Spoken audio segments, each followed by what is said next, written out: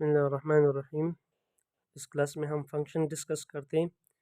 Function के लिए सबसे पहले आपके पास दो सेट होने चाहिए, एक को सेट ए और दूसरे को सेट बी हम कहते हैं। तो यहाँ पे मैंने फंक्शन की डिफिनीशन लिखा है, let F from A to B. इसका मतलब है लेट एफ हमारे पास एक फंक्शन हो, एफ हमारे पास एक फंक्शन हो फ्रॉम ए टू बी, कोई भी फंक्शन हो। देन उसके लिए दो कंडीशन है। Number first, domain of F is equal to set ए।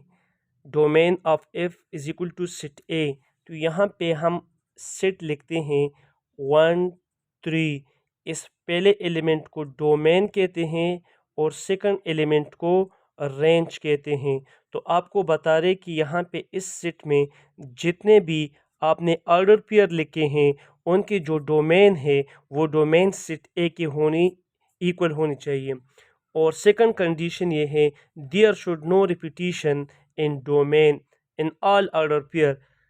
कोई भी रिपीटिशन डोमेन में नहीं होनी चाहिए। अगर डोमेन में एक वैल्यू एक मरतबा दो मरतबा रिपीट हुआ तो उसको हम फंक्शन नहीं कह सकते। यहाँ पे देखिए मैंने एक्स का सेट लिखा है 1 2 3 4 5 6 7। तो यहाँ से असल में सबसे पहले आप ए क्रॉस बी को फाइंड करोगे, सही है, पेपर में। तो जब आपने ए क्रॉस बी, ये पिछली क्लास में हमने डिस्कस किया था 5.4 में कि किस तरह हम ए क्रॉस बी को फाइंड करते। तो जब आपने ए क्रॉस बी को फाइंड किया वहाँ से आप एलिमेंट को लेते। तो एक फंक्शन एक ऑर्डर पेयर हमने लिया है, उस ऑर्डर पेयर में क्या है 1 5 2 4 3 6। इसमें देखिए ये 1 2 3 इसको हम डोमेन कहते हैं, 5 4 6 इसको हम रेंज कहते हैं। तो देखिए इसको डोमेन को मैं लिखता हूँ क्या है 1 2 3, इसको एक साइड पे लिखा 1 2 3। तो ये 1 2 3 को जब मैंने देखा और सेट ए को देखा ये दोनों तो इक्वल है। हमने यही बताया कि domain of F is equal to set A. तो फर्स्ट कंडीशन को वेरीफाई किया है। सेकंड कंडीशन ये है, there should no repetition in domain. Domain में कोई रिपीटिशन नहीं होनी चाहिए। मतलब ये है यहाँ पे 1 है तो 1 दोबारा किसी जगह पे रिपीट हुआ है, नो। 2 है, 2 किसी जगह पे रिपीट हुआ है, नो। 3 रिपीट हुआ है डोमेन में, नो। तो सेकंड कंडीशन को भी वेरीफाई किया है, so it is a function. तो फिर अब पेपर में जब क्वेश्चन आते हैं तो आप उसके लिए मैपिंग भी करोगे। किस तरह, देखिए 1 के साथ क्या है 5 है, तो 1 को आप 5 के साथ मिला दें, 1 को 5 के साथ। फिर 2 4 के साथ है तो 2 को 4 के साथ मिला दें और 3 को 6 के साथ मिला दें। यहाँ से भी फंक्शन आप यूज सीख सकते हैं कि इधर देखिए 1 2 3 इसके तमाम एलिमेंट जो है वो मैपिंग में है, तमाम एलिमेंट मैपिंग में है। और दूसरी बात ये है कि कोई एलिमेंट आप देखते हैं कि दो एलिमेंट के साथ मैपिंग नहीं करता, तो इसको हम फंक्शन कहते हैं। फिर काइंड्स ऑफ फंक्शन आते हैं। तो फंक्शन की काइंड में सबसे पहले क्या है, इनटू फंक्शन है, इनटू फंक्शन है। सो इनटू फंक्शन क्या होते हैं, ये जो ऊपर मैंने आपको लिखा है इस फंक्शन को हम इनटू फंक्शन कहते हैं।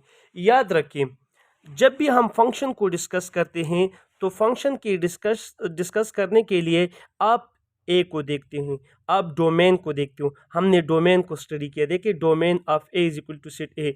Domain should, there should no repetition in domain. Domain को हम डिस्कस करते हैं फंक्शन के लिए। और जब बात काइंड्स की तरफ आते तो काइंड्स में हम रेंज को डिस्कस करते, इसको हम रेंज कहते हैं। और यहाँ पे रेंज 5 है, 4 है, 6 है। तो इनटू फंक्शन ये है कि range of function is not equal to set B. ये रेंज जो है ये हमारे पास सिट बी की इक्वल नहीं होनी चाहिए। तो रेंज क्या है 5 4 और 6 है, ये रेंज मैंने लिखा, सही है, इस फंक्शन का। तो फंक्शन का मैंने रेंज लिखा, इसको मैं सिट बी के साथ कंपेयर करता हूँ। तो सिट बी क्या है 4 5 6 7 और यहाँ पे 5 4 6 है। तो यहाँ पे 6 7 मिसिंग है। तो मतलब ये रेंज और ये सिट बी आपस में इक्वल नहीं है। तो इसको हम ऑन इनटू फंक्शन कहते हैं। और फिर एक और फंक्शन है इनटू फंक्शन के साथ साथ 1 1 फंक्शन, हम उसको कहते हैं 1 1 फंक्शन। तो अब ये फंक्शन होगा लेकिन इसके साथ क्या है 1 1 है। 1 1 का मतलब क्या है, ये आपको मैंने बताया कि काइंड्स में हम रेंज को डिस्कस करते। तो 5 4 6, ये 5 4 6 में कोई रिपीटिशन आपको नज़र आता है? देखिए 5 दोबारा रिपीट हुआ है रेंज में, नो। 4 रिपीट हुआ है, नो। 6 रिपीट हुआ है, नो। तो ये भी, इसमें भी कोई रिपीटिशन नहीं है, तो इसको हम क्या कहते हैं? 1 1 फंक्शन कहते हैं। इसको हम 1 1 फंक्शन कहते हैं। फिर हमारे पास इनटू और 1 1 फंक्शन जब एक ही फिगर में आ जाए, अब ये ऊपर जो मैंने आपको बनाए हैं ये फंक्शन भी है, इनटू फंक्शन भी है और 1 1 फंक्शन भी है। तो जो इनटू फंक्शन और 1 1 फंक्शन हो इसको हम इंजेक्टिव फंक्शन कहते हैं। इंजेक्टिव फंक्शन इसको हम कहते हैं। फिर आते हैं हमारे पास ऑन टू फंक्शन। तो ऑन टू फंक्शन क्या है?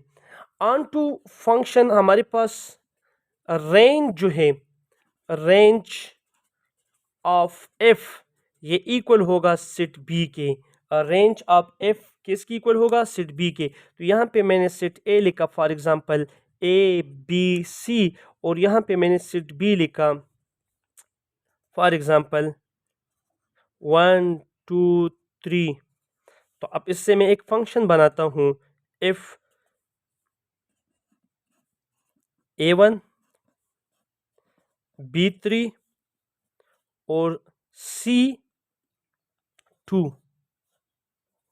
अब यहाँ पे देखिए रेंज में लेता हूँ यहाँ से, तो रेंज हमारे पास क्या है? 1 3 और 2।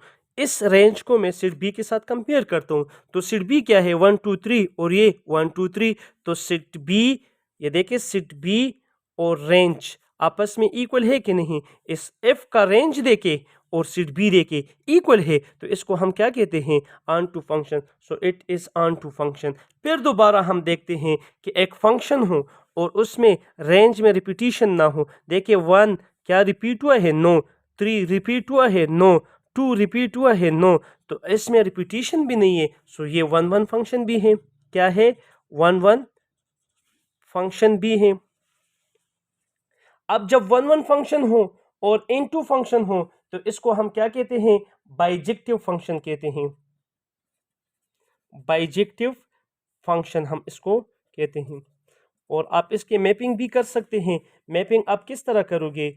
ये सर्कल से भी बना सकते हैं और ये रेक्टेंगल जैसा भी आप बना सकते हैं। तो ये देखिए ए बी सी 1 2 3, ये आपका सेट ए है और ये सेट बी है, और इस ये हमारे पास क्या है? फंक्शन है। तो 1 का मैपिंग किसके साथ है?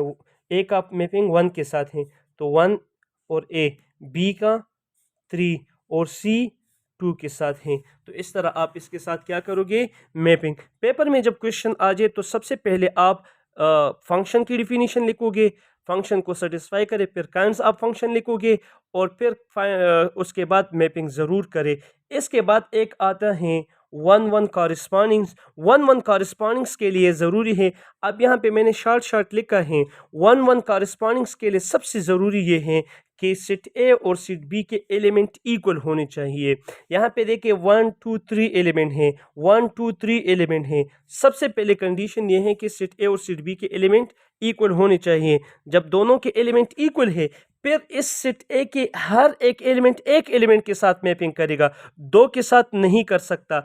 ऑन टू में दो के साथ मैपिंग भी हो सकती है, लेकिन 1 1 कॉरिस्पॉन्डिंग में दो के साथ मैपिंग नहीं हो सकता। इधर देखिए बी जो है इसने भी सिर्फ एक एलिमेंट के साथ मैपिंग किया और सी ने भी सिर्फ एक के साथ मैपिंग किया। इसी तरह इसके भी तमाम एलिमेंट 1 ने एक के साथ मैपिंग किया और 2 ने भी सिर्फ एक एलिमेंट के साथ मैपिंग किया और 3 ने भी सिर्फ एक के साथ मैपिंग किया है। इसको हम क्या कहते हैं? 1 1 कॉरिस्पॉन्डिंग। ये जो फंक्शन मैंने लिखा है एक टाइम पे ऑन टू फंक्शन भी है, 1 1 भी है और 1 1 कॉरिस्पॉन्डिंग्स भी है। तो उम्मीद है आपको समझ आया होगा। Thank you.